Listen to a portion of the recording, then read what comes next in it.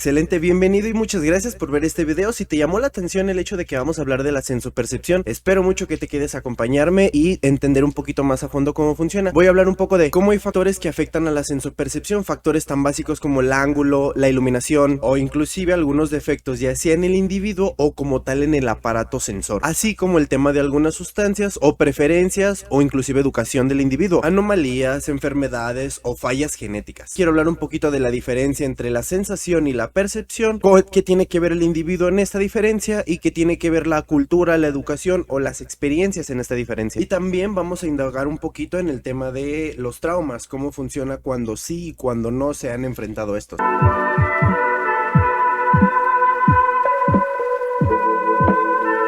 Quiero comenzar haciendo un énfasis en temas que afectan o de alguna forma modifican la forma en que percibimos la realidad, como por ejemplo factores tan básicos como la iluminación, por ejemplo luz izquierda o luz derecha, inclusive los puntos de vista. No es lo mismo aquí que aquí. Y para esto me gustaría mencionar algunas enfermedades, como por ejemplo la miopía en el caso de la vista, laberintitis en caso del oído, que es una enfermedad que básicamente inflama el interior del oído, causando mareos y pérdida temporal del oído, sinusitis en el caso del olfato, inflamación de los senos paranasales, infecciones bucales en el caso del gusto, como por ejemplo la candidiasis oral, que de alguna forma afecta la capacidad de percibir los sabores. Y por ejemplo para el sentido del tacto está la dermatitis, que en este caso es una inflamación en la piel que puede causar dolor o algunas sensaciones anormales. Por fortuna el sistema de salud ha evolucionado lo suficiente para ofrecernos bastantes medicamentos y tratamientos, como por ejemplo en el caso de la miopía tenemos ya el uso de lentes o inclusive existen cirugías. Para en el caso de la laberintitis en el oído ya existen antibióticos en caso de que sea una infección bacteriana, o existen ejercicios llamados rehabilitación vestibular que ayudan al cerebro a compensar problemas de equilibrio. Para la sinusitis hay descongestionantes o también existe el lavado nasal, que básicamente son soluciones salinas para eliminar secreciones y despejar las vías respiratorias. Hablando de infección bucal como por ejemplo la candidiasis, se recomienda mucho la higiene bucal, cepillado regular, hilo dental, enjuague bucal, etc. Y también existen los antifúngicos, desde los tópicos o más simples que vienen en forma de cremas o enjuagues bucales, o también los sistemáticos para casos más graves o recurrentes.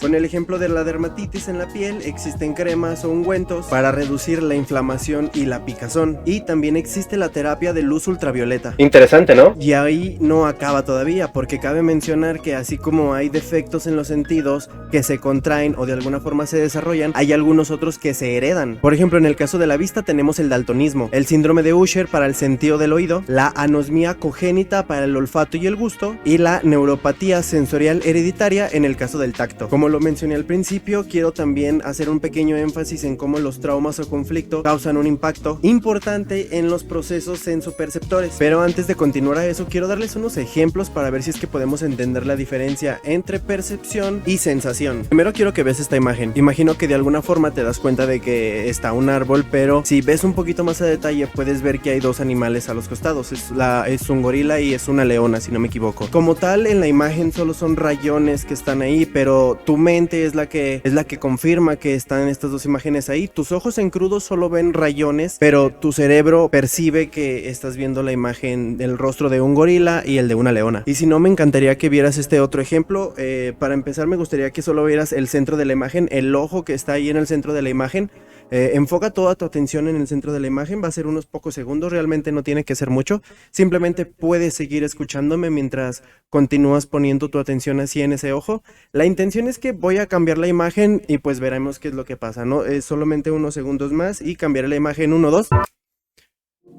Si te diste cuenta de que la imagen estaba en blanco y negro antes de tener que por lo menos pestañear una vez, el ejemplo no funcionó contigo, pero si es que en cuanto hice el cambio viste la imagen a colores y tuviste que pestañear una o dos veces para darte cuenta de que era una imagen en blanco y negro, eso es como funciona la percepción. Los colores no estaban ahí, pero como ya los habías visto lo suficiente, tu cerebro puso ahí los colores. Y si no, un ejemplo más fácil que de alguna forma espero que se entienda, si ves esto, de alguna forma imagino que entiendes lo que es, pero tus ojos no, tus ojos ven un círculo negro y tu cerebro percibe, es una Alexa, es una bocina, ¿sabes? Esa es la diferencia. Una vez entendido cómo funciona o cuál es la diferencia de la sensación y la percepción, podemos hablar de cómo los traumas afectan el proceso y cómo se pueden mostrar. Uno de estos casos sería la hipervigilancia sensorial. Podemos explicarlo como casos donde las personas son hipervigilantes de su entorno, lo que significa que están más alerta a sonidos, a luces, a colores, lo que les puede abrumar y puede hacer que se detengan a la hora de intentar intentar concentrarse o relajarse. Otro sería la desensibilización. En contraste a lo anterior, esta básicamente se describe como una disminución en las sensaciones, que disminuye la capacidad para percibir o responder a estímulos sensoriales. Se puede ver fácilmente en la diferencia de gustos en temperaturas de algunas bebidas. Por ejemplo, hay personas a las que el café les gusta a una temperatura más alta que a otras, y no significa necesariamente que no se quemen al tomar ese café caliente, simplemente tienen una desensibilización del sentido del gusto. Esto no implica que todos los casos sea así, hay muchísimos otros factores que pueden implicar. Reactividad sensorial. Hay personas que de alguna forma expresan una respuesta exagerada a algunos estímulos, principalmente que les recuerden el trauma o el conflicto. Por ejemplo, un sonido, tal vez una palabra, puede despertar una reacción más intensa o elevada de lo necesario. También tenemos las distorsiones, lo cual se representa con una percepción alterada del tiempo y el espacio o de la realidad misma, que hace complicado a la persona procesar la información sensorial que percibe. Y uno de los más comunes, imagino yo, es la evitación de estímulos. Existe como un refuerzo para protegerse al mal asociado con los recuerdos del trauma o el conflicto. Algunas personas evitan directamente algún estímulo que despierte algún recuerdo del conflicto, y lo que los hace limitarse a vivir plenamente o a participar activamente en los grupos. Pues bueno, eso ha sido todo. Si tienes algún comentario o alguna pregunta, déjamela aquí abajo. Yo solo soy un aprendiz. Misael para ti. Te deseo una excelente vida.